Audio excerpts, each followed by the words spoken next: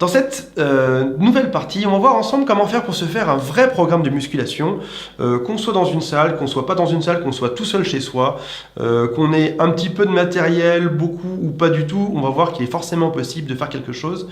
Et je vais commencer par te poser une première question, c'est si jamais on débute, quel type de matériel on peut acheter pour faire ça chez soi? Alors il existe des méthodes, par exemple la méthode Lafay dont on a parlé tout à l'heure déjà, qui prône le fait de ne rien avoir du tout, d'utiliser des chaises, des tables, etc. Mais je pense que de manière plus générale, je pense que 99% des gens achètent un petit peu de matériel. Comme par exemple, je sais pas, peut-être cordes à sauter, peut-être des poids à soulever, des haltères, etc. C'est quoi la base? C'est quoi ce qu'il faut acheter et qui coûte le bon plan, un truc qui coûte pas cher et qu'on devrait avoir chez soi? Alors, ce qui est intéressant, le minimum de matériel, c'est d'avoir des haltères. On peut trouver, Ok, un kit d'haltères avec différents poids dedans. Voilà, des haltères. Après, on peut s'acheter un banc de musculation qui comporte un peu plus d'exercices. Mais ouais, là, il faut la place. Voilà, il faut un minimum de place. Mais déjà, les haltères, c'est déjà une bonne chose. Ouais. Tapis de sol aussi pour pas se tuer le dos lorsqu'on fait les exercices. Tapis de sol, mais c'est pas nécessaire un tapis de sol. Tapis de sol et une barre, pourquoi pas, haltère ou barre. Barre, donc c'est pour placer en haut d'une porte, c'est ça? Et c'est faire des tractions? Non, barre de traction, oui, tout à fait. Tu peux prendre une barre de traction, mais sinon une barre toute simple. En fer, c'est ça? Voilà, où tu peux charger, mettre quelques charges. Ah oui, d'accord, excuse-moi, voilà. Ça y est, j'y suis. Ok, donc tu prends ta barre que tu peux charger dessus. Ok. On a dit tout à l'heure qu'une séance pouvait durer 1 heure. Est-ce que par exemple, si je partais sur 4 séances d'1 heure dans la semaine, je serais sur un bon rythme déjà? Ah oui, très bon. Ok. Est-ce que tu pourrais m'expliquer par exemple une séance classique? Qu'est-ce que je pourrais mettre dedans? Par exemple, un exemple qui nécessite soit un petit peu de matériel, soit pas. Comment est-ce que mon heure, je peux la répartir pour faire ma séance d'1 heure? Alors, donc c'est divisé. Tu peux diviser par deux groupes musculaires travaillés durant la séance. Ok, donc je fais une demi-heure, ou alors je fais c'est ça, une demi-heure. Quart d'heure, je mélange le tout, comment ça se passe? Une demi-heure, tu travailles 2 groupes musculaires, tu peux diviser une demi-heure, c'est très bien. Ok. Et donc comme on le disait précédemment, donc si on fait par exemple pectoraux biceps, donc là on peut effectuer certains exercices. Pour combler cette demi-heure, donc on peut diviser en un exercice qu'on fait pendant une demi-heure, ou en 2 exercices, ou en 3 exercices, ou en 4 même, c'est faisable. Okay. Donc on peut diviser, voilà, après les exercices, on peut les trouver selon le matériel que l'on a. Donc voilà, avec une barre, si on n'a pas beaucoup de matériel, on est limité. Si on a plus de matériel, un banc chez soi, donc on a plus de possibilités. Allez, un exemple. Allez, par exemple, vas-y, dis-moi. Pectoraux biceps. Si je veux faire ma séance pectoraux biceps, c'est ça? Pectoraux biceps, ok. Comment je fais? Donc partons sur un minimum de matériel. Allez, minimum. Mets-moi ce que tu veux. On imagine tout ce qu'on veut aujourd'hui. D'accord, ok. Alors, un minimum de matériel, on peut déjà partir sur des pompes si on est débutant. Donc si on est plus ou moins fort de facilité avec les pompes, on peut changer les prises. Donc il y a prise très large, prise serrée, en triangle. Okay. Voilà. Alors, est-ce que ça c'est pectoraux, c'est biceps ou c'est les deux Ça c'est pectoraux. On reste sur les pectoraux. Okay. On a dit qu'on faisait pendant la première demi-heure. Redis-moi biceps, c'est où? C'est juste là. C'est là, ok. Donc, et donc pompe, c'est pectoraux. C'est pectoraux, voilà. Okay. Et pendant une demi-heure, on se concentre que sur les pectoraux. D'accord. Donc alors, j'imagine que pour ceux qui démarrent, faire une demi-heure de pompe, c'est pas possible.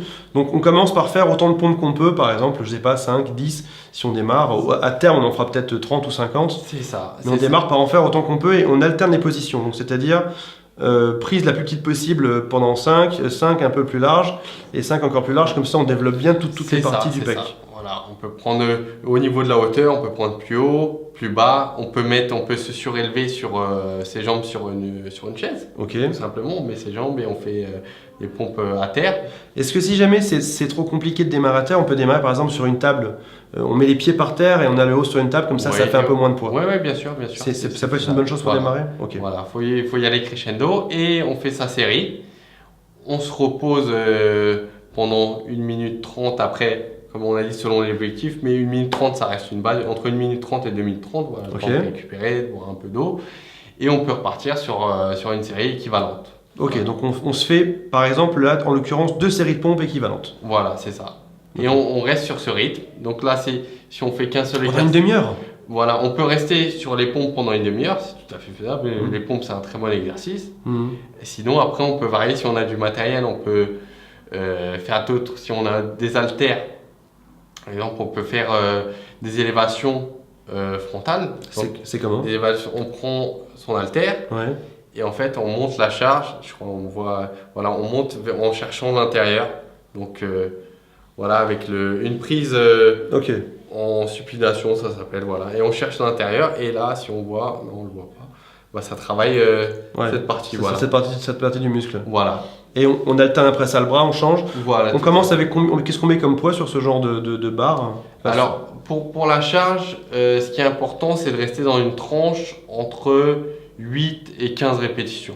Donc, après, selon la Ok. force de chacun, on évalue, on charge. Entre 8 et 15 Ouais, répétitions. Alors pour moi qui ai commencé, parce que depuis le début je dis que je fais jamais de sport, j'ai commencé le sport il y a un an quand même, je me suis acheté trois choses. Je me suis acheté un pack de quelques haltères, ça vaut quelque chose comme 20 euros, 15 euros dans des magasins que je ne vais pas citer, mais dans n'importe quel magasin de sport. Après ça, on peut visser dessus des charges autant qu'on veut, soit du tout petit, ou soit mettre plein de trucs vachement lourds dessus. C'est pratique. Pour faire typiquement ce genre d'exercice, ce serait très pratique. Ouais, tout à fait. J'ai aussi acheté un autre truc, c'est une espèce d'élastique qu'on se passe dans le dos comme ça, qui vaut pour lui 5 euros et qui doit faire travailler la même chose, j'imagine, non? C'est ça? Voilà, ouais, les élastiques, ouais, tu fais bien de le dire. On prend l'élastique dans le dos et on fait avancer. Putain, faut qu'on voit sur la caméra. On fait avancer comme ça, donc ça passe dans le dos et ça fait. Et pareil, on peut faire quelques séances et ça marche pas mal et c'est assez agréable comme exercice en plus. On peut faire ça, exactement, mais pour cet exercice, voilà, on va le faire assez facilement. On peut faire, j'imagine, 20 à 20 répétitions plutôt facilement. Ouais, bah toi Ouais. oui, moi. Mais- c'est pas moi. Mais on s'y habitue vite, mais c'est un très bon moyen pour débuter, ça. Ok. Et ça Donc- nous offre pas mal d'exercices. Donc, alors, tu nous as dit il y avait différents types de muscles. Donc, ce qu'on fait, c'est que on se prend une. Alors, je récapitule. Tu me dis quand j'ai bon et quand j'ai pas bon. On se prend 2 groupes de muscles pour une séance d'1 heure. C'est ça. On fait alors sur cette demi-heure, donc on va travailler le même muscle, on va faire des séries, on essaye de faire plusieurs séries, soit d'un même exercice, soit Tout à fait. d'autres exercices. Voilà, 2, 3, 4. Ok, ça peut être par exemple 4 exercices différents mais sur le Tout à même fait. type de muscle. Exactement. On n'oublie pas de faire des séances de repos entre chaque pour pas se déglinguer tout le corps et surtout pour continuer d'insister dessus. C'est ça. Si jamais on est en manque d'inspiration ou d'exercice, YouTube regorge de nombre d'exercices sans fin pour chacun de ces groupes de muscles. Donc là, c'est vraiment l'occasion. On pourrait vous en citer pendant 50 heures, mais allez vraiment voir sur YouTube et vous allez comprendre que vous allez taper par exemple travailler, on était sur les pecs, travailler pectoraux, vous allez tomber sur peut-être 50 000 résultats qui vont vous donner différents types d'exercices. Donc après ça, il y a aussi, je pense, une question d'affinité avec ces exercices selon le matériel qu'on a, selon on se dit tiens, je me sens plus à l'aise, ça me fait beaucoup plus rire de faire ce genre d'exercice que celui-là. Et puis surtout après ça, on peut aussi alterner. On peut se dire bah voilà, cette semaine je travaille les pecs de telle manière, et ben je vais regarder sur YouTube, je vais me trouver 3 autres exercices. Puis la semaine prochaine, ben, tout seul, je vais me trouver d'autres trucs. Exactement. De toute façon, pour évoluer musculairement, par exemple, au niveau de sa performance, il faut vraiment varier les exercices. Peut-être pas d'une semaine à une autre, mais dès qu'on sent que voilà, on est habitué, il n'y a plus d'évolution, voilà, on arrive à faire avec la même charge, maintenant on en fait 20-30, bah, il faut évoluer, tester un nouvel exercice, donc ouais, sur YouTube, selon le matériel qu'on a, que ce soit chez soi ou dans une salle de sport, et on teste un nouvel exercice. Tout simplement. Donc par exemple, alors, on parlait tout à l'heure des groupes de muscles, tu m'as dit biceps, c'est un groupe, pectoraux, c'est un groupe. Dos, c'est un groupe. Après ça, sur les jambes, il y a quoi? Il y a fessiers. Il y a les fessiers, il y a les quadriceps. Ça se trouve où, c'est à l'avant de la cuisse. Ok. Il y a Fessiers, quadriceps. les ischio-jambiers qui se trouvent à l'arrière de la cuisse. Ok. Il y a les mollets. Ok. Qu'on connaît. Il y a l'épaule qui a plusieurs faisceaux. L'épaule. L'épaule, ok. tout à fait, qui a 3 faisceaux. et bien sûr les abdominaux. Donc, Et les abdos, oui. voilà, qui comportent plusieurs muscles également. Donc ça fait quoi? Ça fait 5 ou 10 groupes, c'est ça, à peu près? Ça fait, je crois qu'on s'approche des 10 groupes. Ouais. Il y a 10 groupes musculaires. Ouais. Est-ce que si jamais j'ai un doute, je peux les retrouver encore une fois sur Wikipédia ou quoi? Ouais, tout à fait. Je tape groupe musculaire et là il y a les 10 qui vont être cités à chaque fois. C'est ça, ouais, on va Ok. retrouver les groupes principaux et triceps qu'on a oublié. Les triceps. Bien entendu. Donc je commence à comprendre comment est-ce que je peux m'entraîner tout seul et je vois que finalement c'est pas si compliqué que ça. Est-ce que dans ma semaine quand je vais m'entraîner, est-ce que je vais me dire par exemple sur mes 4 séances, eh ben, je vais essayer de mettre, je sais pas si je fais un calcul tout simple, il doit y avoir une dizaine de groupes, ben, sur mes 4 séances hebdo, je vais travailler un groupe à chaque fois, ou alors est-ce que non, est-ce qu'une semaine je fais l'un, une semaine je fais l'autre, on s'en fiche, c'est quoi le truc? C'est vraiment selon le but de chacun ou est-ce qu'il vaut mieux équilibrer dans la semaine les exercices? Alors vaut mieux équilibrer, comme je le disais, c'est un ensemble, donc c'est bien de travailler tous les groupes musculaires durant la semaine. Après, certains auront une préférence pour avoir des pectoraux musclés, donc certains le feront 2 fois, ou ils feront une séance de plus, ou malheureusement ils enlèveront une séance de cuisses pour faire leur séance de pectoraux. Donc c'est après Jamais oublier les cuisses. Ouais, n'a jamais oublié les cuisses. Alors, quelqu'un qui serait vraiment débutant, qui voudrait par exemple bosser les abdos, c'est quoi les exercices types? On l'a dit, hein, allez youtubiser si ce mot existe, allez youtubiser les exercices abdominaux, etc. Allez vous inspirer, allez prendre des notes. Et puis je pense même qu'ils font après ça en plus noter ce qu'on a fait comme score. Et on peut faire ça, non? On peut noter et puis essayer d'évoluer, de voir combien est-ce qu'on en fait la fois d'après. Tout à fait, ouais, c'est du travail sérieux, ça, c'est de noter dans un petit calepin ce qu'on a fait et de voir si ça a évolué. Une progression à chaque fois. Ouais, c'est une bonne chose, ça. Noter, évoluer, progresser. Un exemple d'exercice pour les abdos, c'est quoi? À part, moi je connais anciennement, c'est les abdos, on se met allongé et puis c'est parti, on en fait 30. Ouais, tout à fait, mais ça c'est une très bonne manière de travailler les abdominaux. Après, pour ceux, c'est une question qui revient très souvent. Ça. Ah oui, surtout chez les hommes. Ouais, mais en fait, ce que on connaît pas trop, c'est que pour développer réellement ces abdominaux en termes de volume, parce que les travailler, c'est ce que tu as dit, c'est très bien, hein, mais en termes de volume, pour il y a vraiment des plaquettes d'abdominaux, il faut faire des exercices qu'on appelle de base, qui travaillent vraiment l'ensemble du corps, et ça, il faut effectuer des exercices comme le squat. Tu vois, qui travaille le bas du corps. Squat, c'est quoi? C'est lorsqu'on est contre un mur, rien à voir? Non, en fait, c'est quand, par exemple, on a une barre qui se trouve derrière la nuque. Ouais. Et qu'on va fléchir les jambes, on va faire une position assise et on va tout simplement se refaire une extension, se remettre debout avec des charges. Et ce genre d'exercice, qui est un exercice de base, il y en a beaucoup d'autres, et en fait va solliciter énormément toute la ceinture abdominale. Et c'est là vraiment qu'il y aura un gain de muscle au niveau des abdominaux. Alors là, pour ça, il faut se mettre en salle, j'imagine, pour avoir ce genre de voilà, matériel. Là, il faut se mettre en salle. Est-ce qu'il y a un autre exemple d'exercice où on peut faire du squat sans avoir tout ça? Je dis ça, j'en sais rien. C'est peut-être non la réponse. Hein.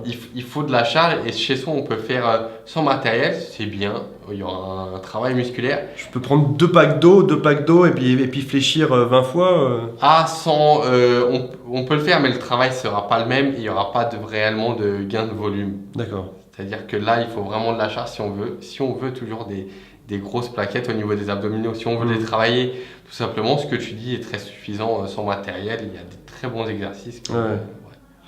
Beaucoup de coachs préconisent de commencer toujours par faire un quart d'heure de footing. Est-ce que c'est quelque chose que tu préconises aussi? Est-ce que tu fais du footing toi-même? Est-ce que tu le recommandes? À titre d'échauffement, certainement qu'il le préconise, mais moi quand j'ai tout le temps 10 minutes d'échauffement avant la séance, donc c'est toujours 10 minutes de footing ou c'est échauffement Échauffement, c'est selon les groupes musculaires, c'est soit échauffement articulaire, par exemple l'épaule, je fais régulièrement un échauffement articulaire puisque c'est dangereux, lorsqu'on travaille les épaules, ça reste dangereux. Et sinon, pour réveiller tout le corps, voilà, un petit footing, ou rameur, C'est très bon ça, ouais, pour démarrer, voilà. pour démarrer tout le corps dessus. C'est ça, pour réveiller le corps et Ok. pour rentrer vraiment pour le chauffer, monter en température et commencer Ok. vraiment sa séance de sport. Donc admettons sur mon heure, je peux tout à fait me dire que je vais commencer par 5-10 minutes de footing tranquillos C'est et ça. puis après ça enchaîner sur mes 2 groupes musculaires que j'ai envie de travailler Exactement. dessus, quoi. C'est le processus. Comment est-ce que j'ai des... Alors, on m'a posé des questions sur Internet et notamment l'une d'elles, c'est comment faire pour faire une bonne évolution de charge. Par exemple, on parlait de soulever des charges, des haltères qu'on aurait achetés chez GoSport ou autre.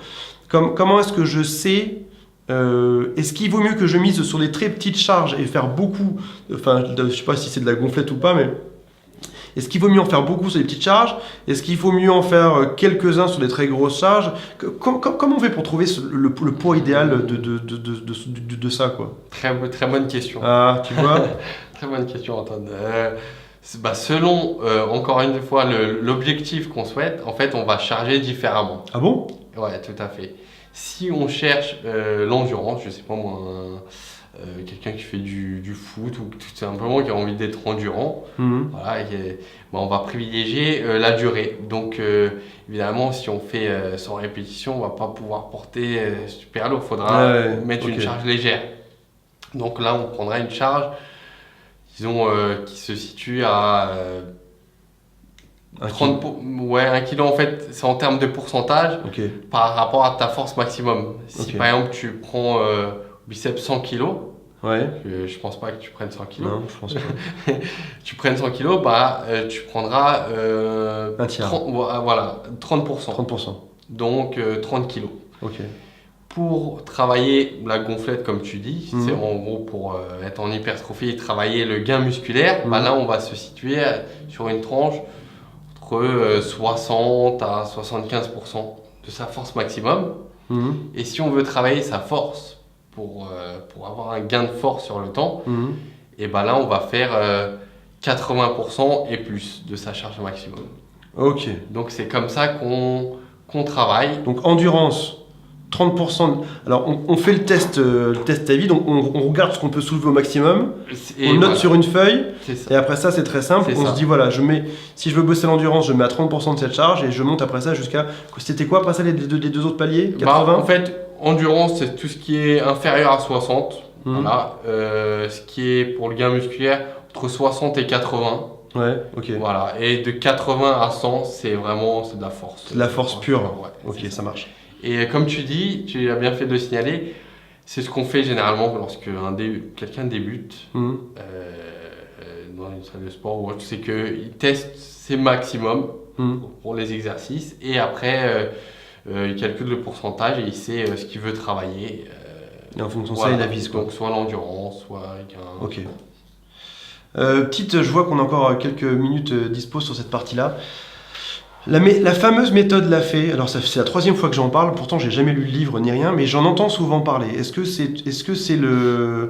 c'est comme en diététique, il y a quelques mecs qui mènent la danse et puis tout le monde les suit, ou est-ce que c'est connu en France? Est-ce que c'est très utilisé? La méthode Lafay, donc c'est L-A-F-A-Y, c'est un livre qui coûte quelques euros qui explique comment faire tout un tas d'exercices à domicile sans aucun matériel et qui a eu un gros succès, surtout chez les jeunes parce que ça voulait dire qu'il n'y avait pas besoin d'investir dans du matériel dessus, quoi. Est-ce que c'est beaucoup utilisé? Est-ce que tu apprécies cette méthode? Là, c'est vraiment à titre personnel, tu peux détester ou adorer, hein, j'ai pas d'affiliation avec cette personne. Est-ce que qu'est-ce que tu en penses de cette méthode? La méthode Lafay, elle est très intéressante. En plus, il répertorie un grand nombre d'exercices. Je crois que c'est au nombre de 110, sans matériel, c'est énorme. Et ça reste très intéressant. Après, il faut savoir que c'est limité, c'est plafonné. C'est-à-dire que si on est vraiment très mince et qu'on souhaite se muscler, en effet, ça va... Non, en effet, on aura une évolution, parce qu'on est déjà très mince, donc ça peut que être bon, même sans matériel. On va vite prendre, mais au bout de quelques mois, faudra évoluer, quoi. Il faudra vraiment du matériel, puisqu'il y aura très peu ou pas d'évolution, tout simplement. Ouais, ok, ça marche. On passe à la partie d'après, c'est comment gérer son alimentation, parce qu'un bon sportif ne mange pas tous les jours au McDonald's. Il y a quelque chose à voir avec l'alimentation. À tout de suite.